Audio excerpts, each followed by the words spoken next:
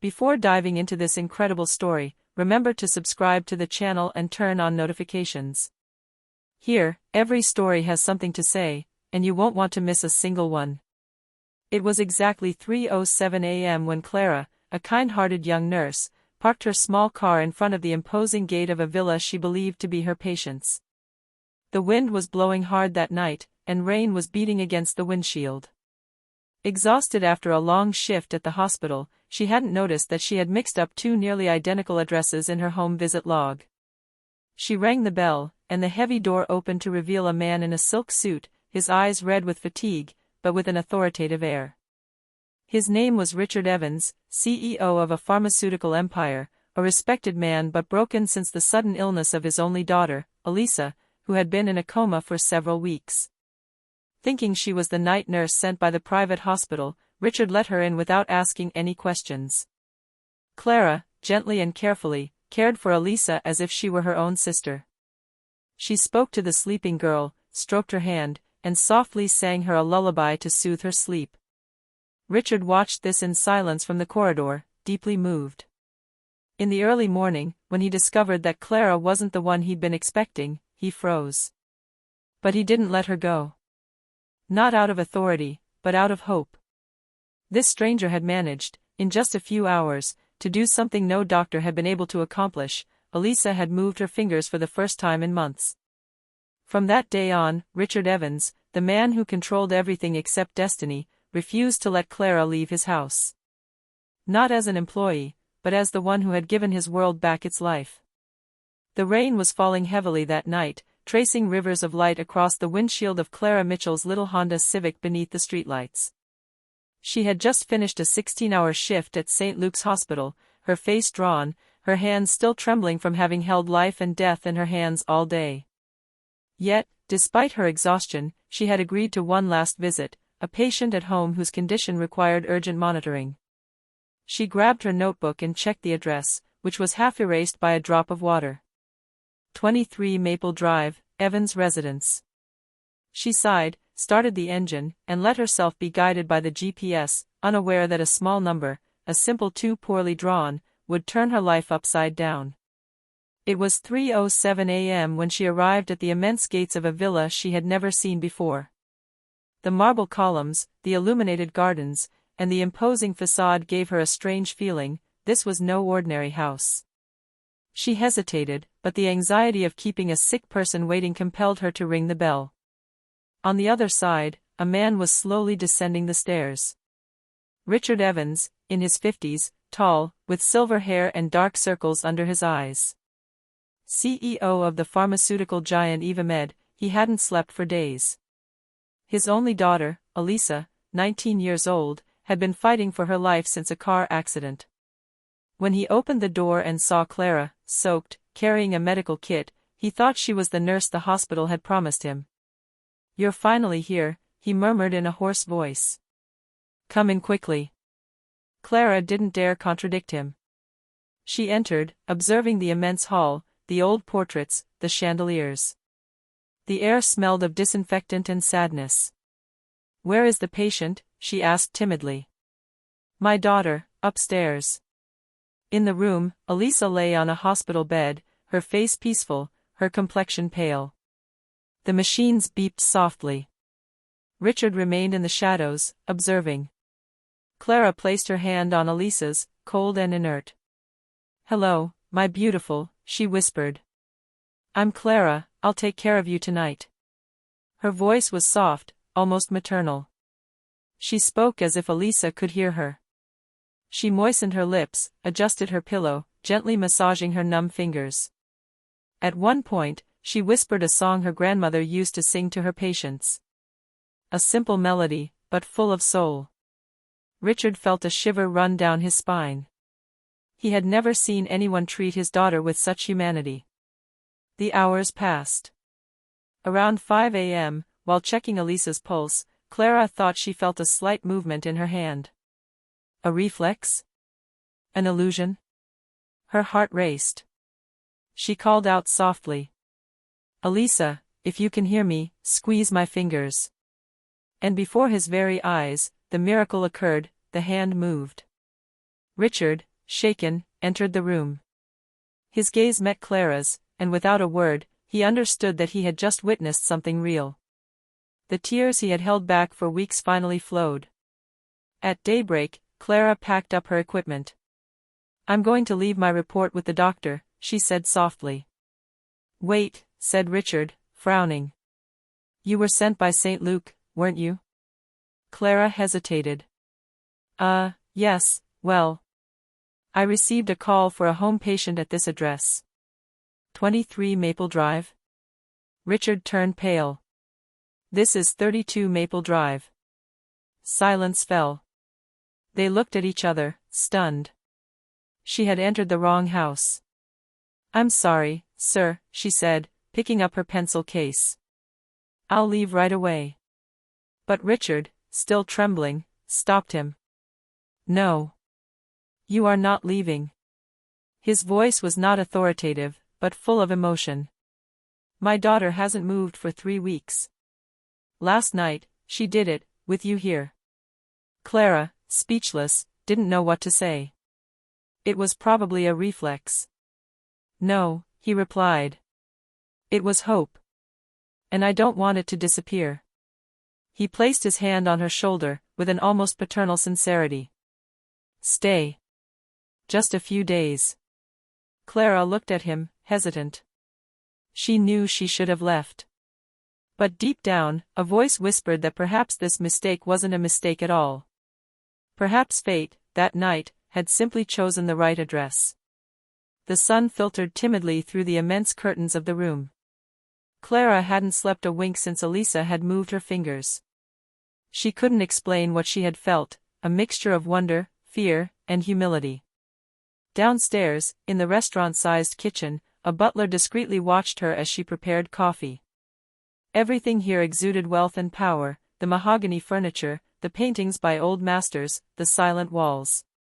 But behind this perfect decor, Clara sensed the loneliness of a house frozen in sorrow. Richard descended the stairs, dressed in an impeccable shirt. His features seemed more relaxed, almost rejuvenated. "Hello," he said in a calm voice. "You're still here." I wanted to check your daughter's vital signs before leaving," she replied timidly. He nodded and sat down opposite her. "You know, I don't believe in chance. This house sees the best specialists in the country come and go. None of them has managed to elicit the slightest reaction from Elisa. And you arrive in the middle of the night, by mistake, and she stirs." Clara lowered her eyes. "I didn't do anything extraordinary. I just spoke to your daughter. Perhaps she simply needed someone to talk to her. Perhaps that's what she was missing," he murmured. "Human presence." He stared at her for a moment, with that look that only men who have lost everything know how to have, a mixture of weariness, admiration, and gratitude. "I would like you to stay. I can offer you anything you want, triple your salary, accommodation, everything." Clara shook her head, embarrassed. "Mr. Evans, I'm not doing this for the money. And I wasn't even supposed to be here. I don't want to take advantage of a misunderstanding." "You're not taking advantage of anything," he interrupted.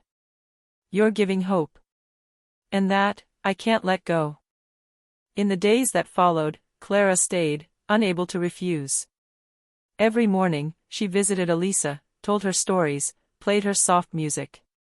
She painted her nails, read her passages from novels. And each time, Richard remained in the shadows, observing with a mixture of emotion and fascination this young woman who brought a breath of life back into his grieving home. One evening, as she was getting ready to leave, he called her from the living room. "Clara." She turned around.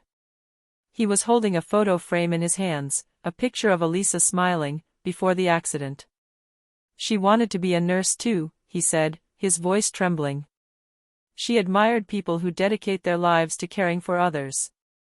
When she had her accident, I lost faith in everything. In God, in medicine, in myself. And then you came along." Clara felt her eyes fill with tears. "I was only doing my duty, sir." "No. You did more than that. You brought the light back here. He placed the photo on the table and added, more softly.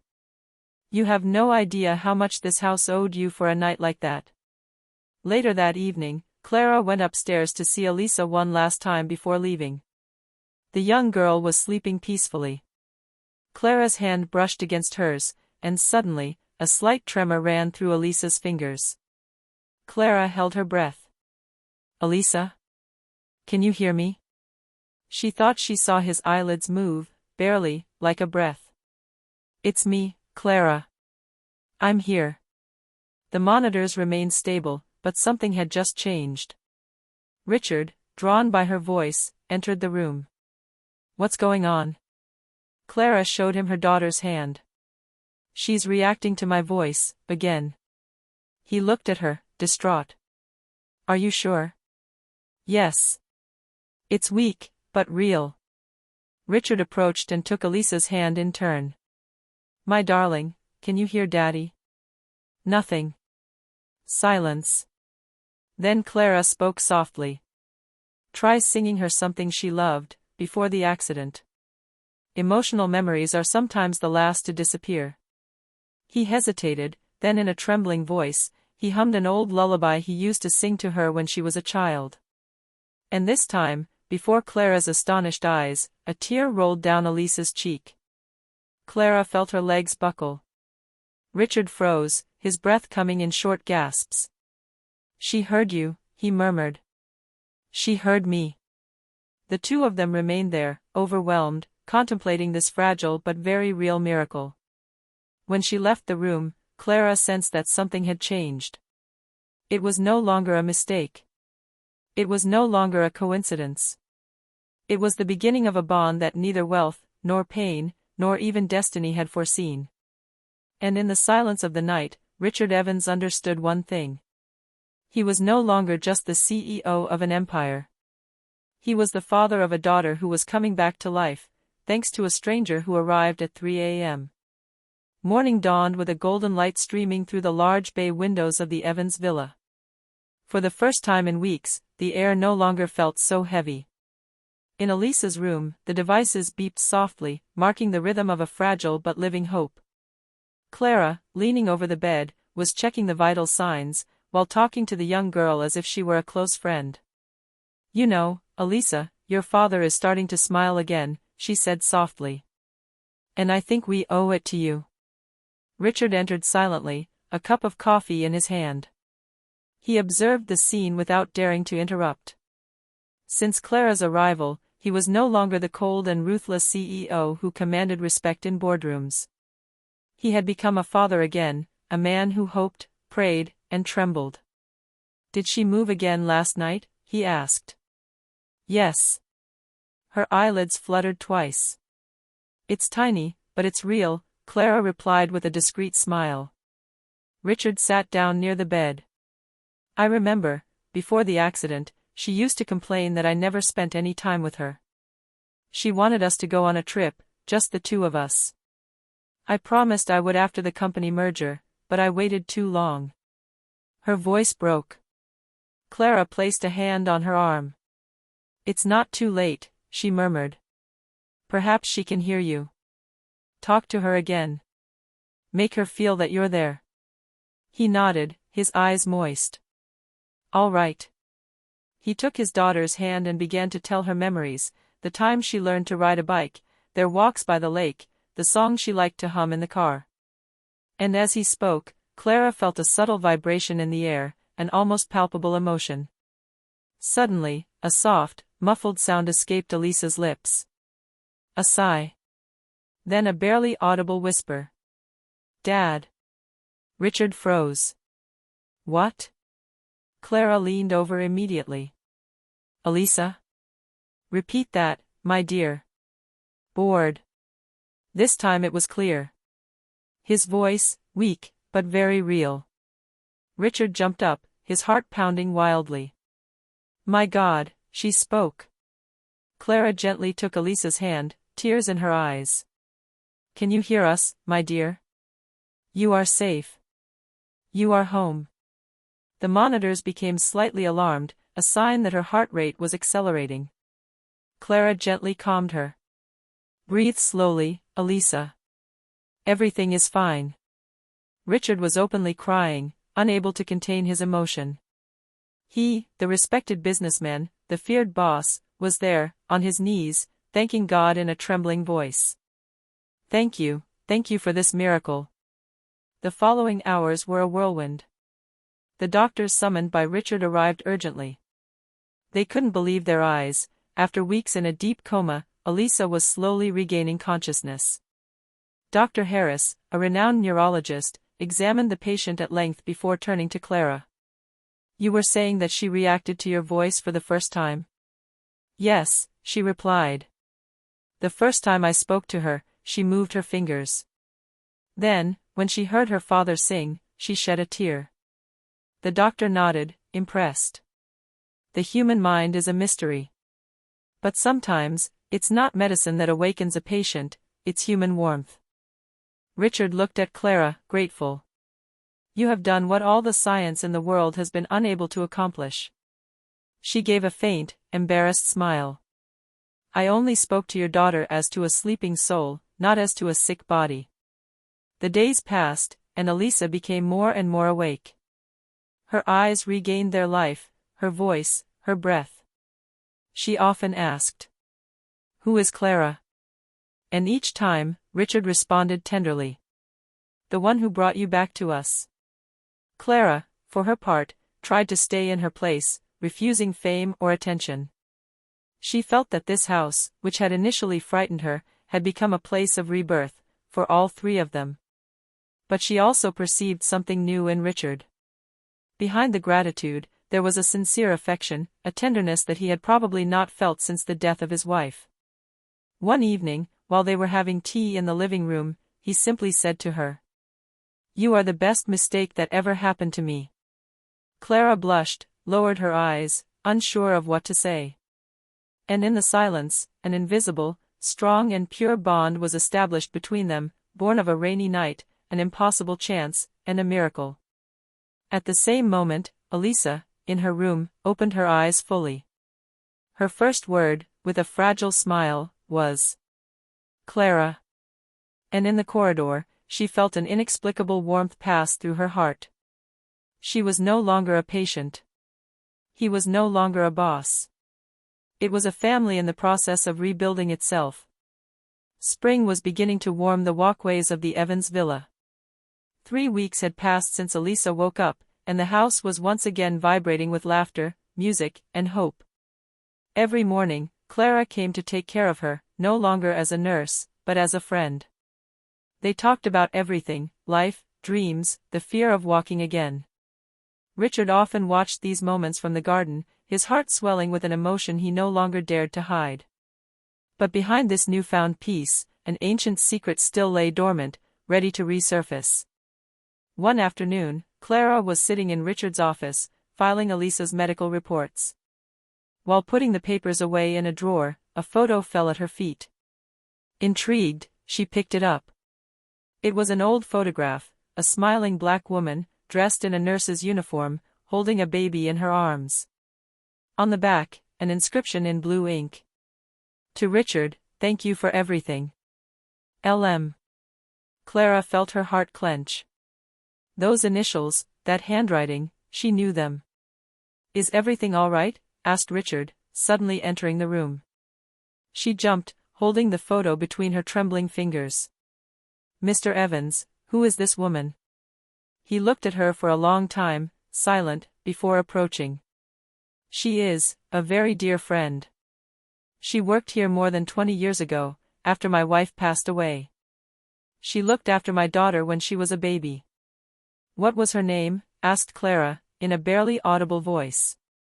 Lydia Mitchell. Clara felt an icy chill run down the back of her neck. Mitchell? Yes. Why? She took a step back, her eyes filled with tears. Because Lydia Mitchell was my mother. Silence fell in the room, heavy, unreal. Richard remained frozen, unable to speak. Clara, on the other hand, was trembling all over. Your mother? He repeated, distraught. She nodded. She never spoke to me about you. She only told me that she had once worked for an important family, then had to leave suddenly. Richard S. Asset, Absurdity. My God. Lydia. How could I have known? He ran a hand over his face, his breath coming in short gasps. After my wife died, I was lost. Lydia was an incredible woman, gentle, patient. She was the one who taught Elisa her first words.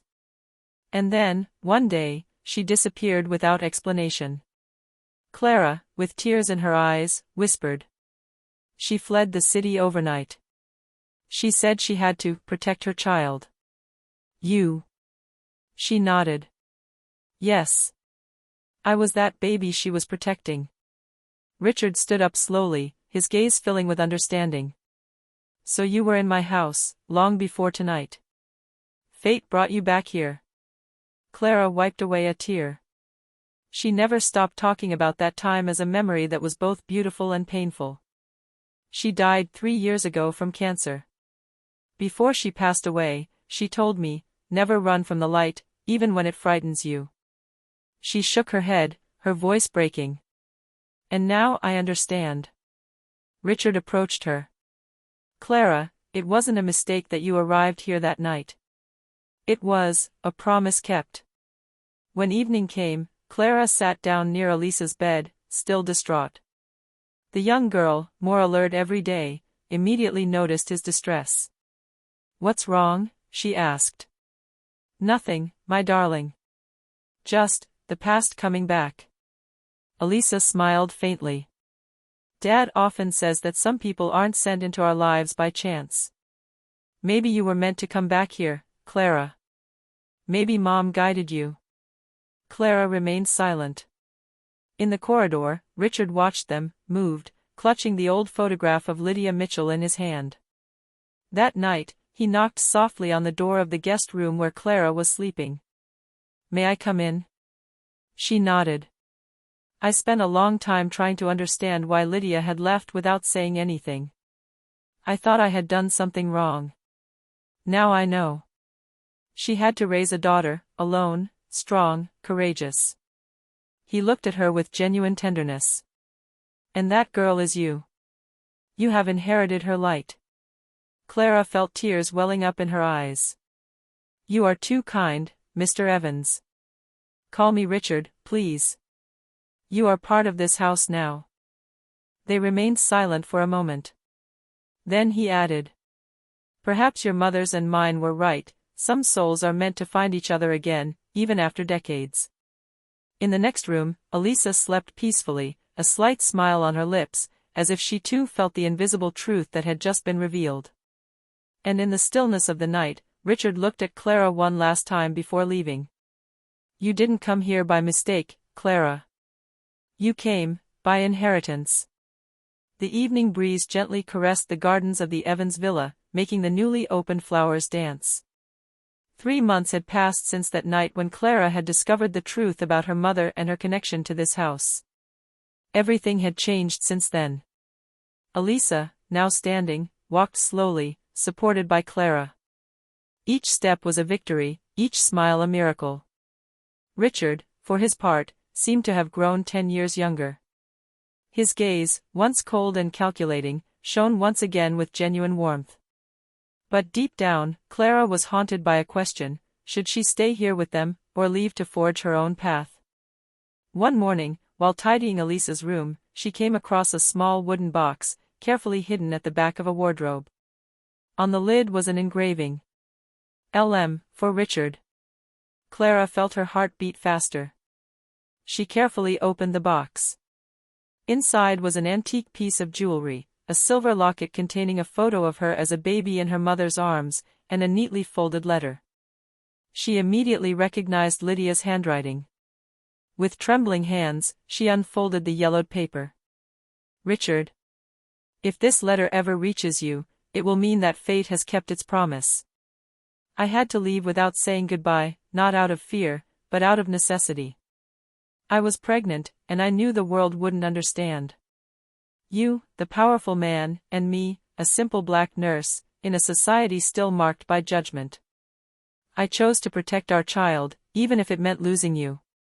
If you read these words, and she is there, tell her that I never abandoned her. Tell her that every day I prayed that she would encounter the light I once saw in your eyes." Clara dropped the letter, tears streaming down her cheeks. "No, that's not possible." She reread the last sentence several times. Her mother was talking about a child born to Richard Evans. Richard entered at that moment, alerted by her prolonged absence. "Clara? Is everything all right?" She turned towards him, the letter in her hands. "Tell me that's not true." He stared at her, lost in thought. "What is it?" She handed him the letter. He read it slowly, each word seeming to tear at his breath. When he had finished, he remained silent for a long time, then murmured in a strangled voice. "Lydia. She never wanted to tell me." Clara was trembling. "So, that means that..." He looked up at her, distraught.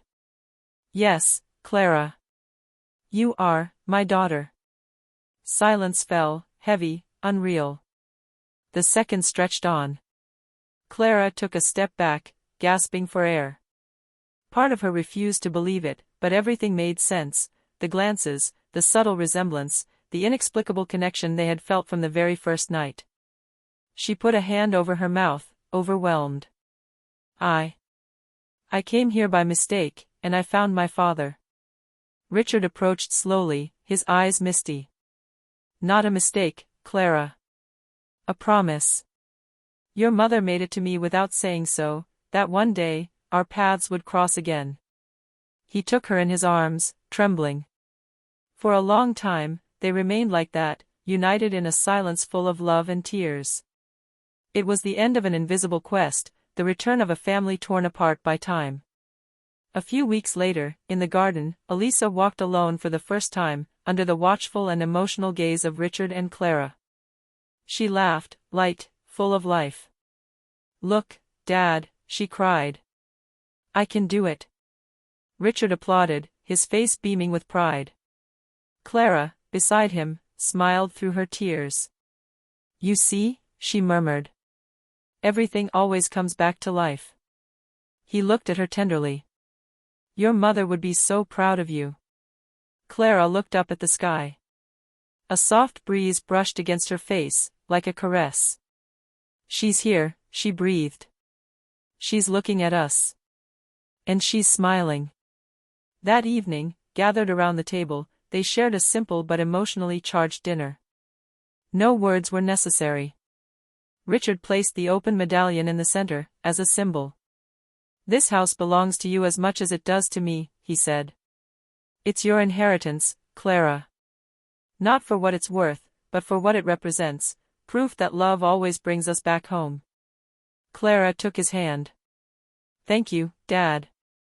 The tears they had held back for years finally flowed, not of pain, but of peace. And in the silence that followed, the memories, regrets, and promises of the past gently faded away, replaced by a simple truth. A nurse who arrived by mistake at 3 a.m. had just been reunited with her family. Months later, Clara founded a small free clinic in her mother's name, Lydia Hope Center, dedicated to women and children without resources. Richard financed the project, Elisa volunteered there, and every day a photo of Lydia adorned the entrance. Under the inauguration plaque, one could read, "There are no mistakes in the plan of destiny, only appointments that love never forgets."